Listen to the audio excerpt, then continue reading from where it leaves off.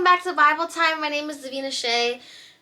I know it's been so long since I posted a video, and I do truly apologize, but I let life get in the way. You know, it happens, but it's really important that when you fall off the horse, you get back on as soon as you can. You know what I mean? So I have been still doing Bible studies. I just have not continued my continuous reading of the Bible from beginning to end.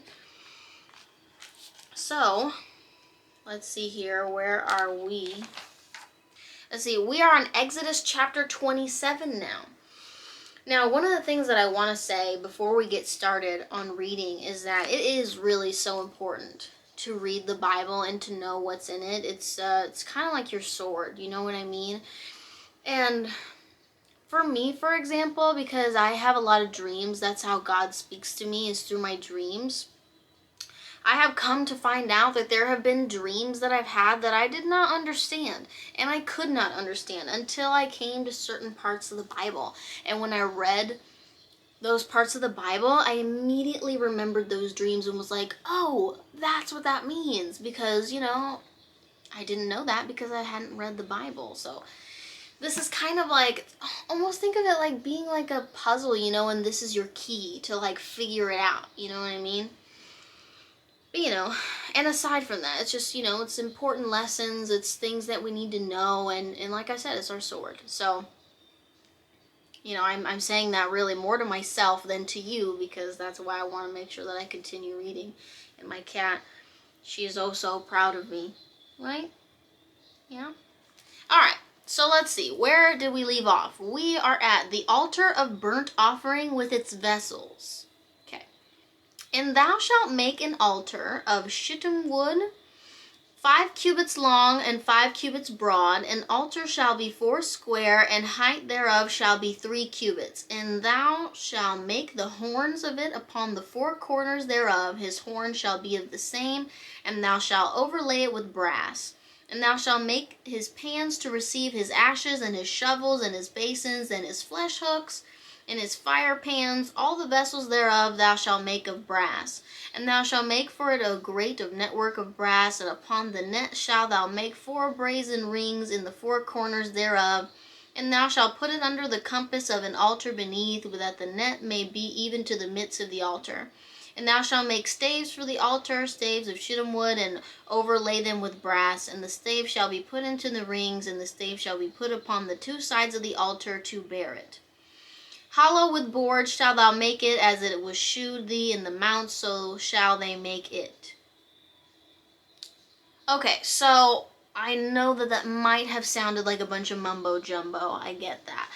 I remember now, that we have been in a few chapters here of just instructions on how to build these certain objects. So that was just the instructions of how to build this altar for the burnt offering.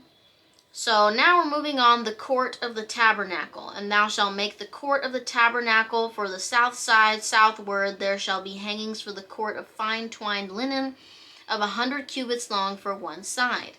And the 20 pillars thereof and their 20 sockets shall be of brass, and the hooks of the pillars and their fillets shall be of silver.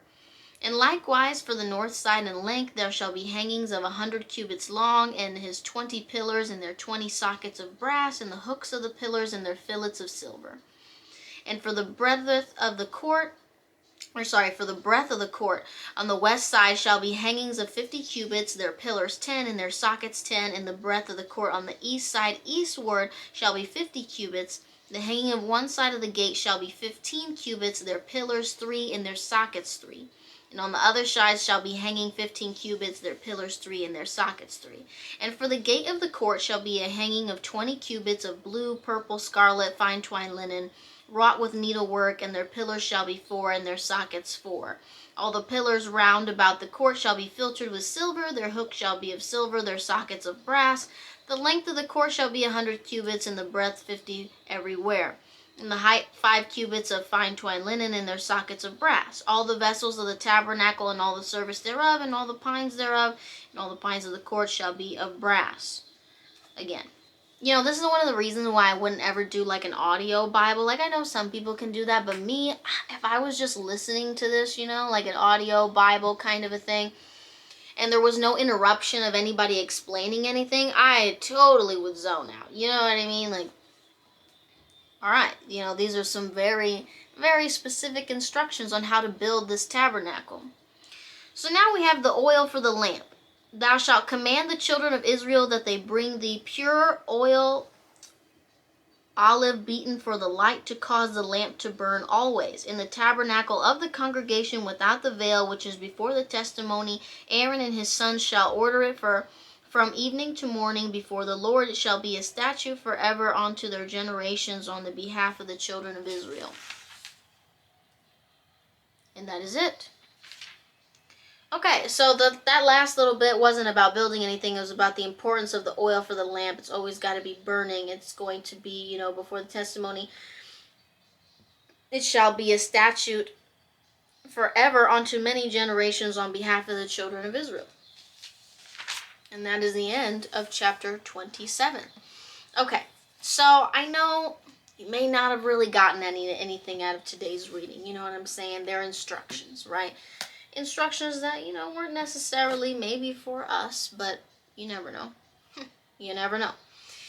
But so because of that, you know, I want to say something about my Bible study today. So I've been doing Bible studies as frequently as I can in the mornings. First of all, it's just a wonderful way to start my day, and second of all, it's just a way that I really feel connected and feel at peace. You know what I mean? So the only thing that I want to say now to end this out before I put you guys into the musical portion of the video is that whenever you ask God for something, believe that He's already done it. That was the lesson, the thing that I took away from my Bible study today, and it's so true. Like, I'm already seeing it happen in my life, making that shift of having faith that He already did the things that I needed Him to do in my life. Please don't forget that.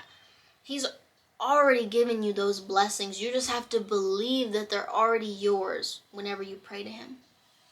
But yeah, guys, thank you so much for joining me today. Please don't forget to like, comment, and subscribe. And hope you enjoy the musical portion.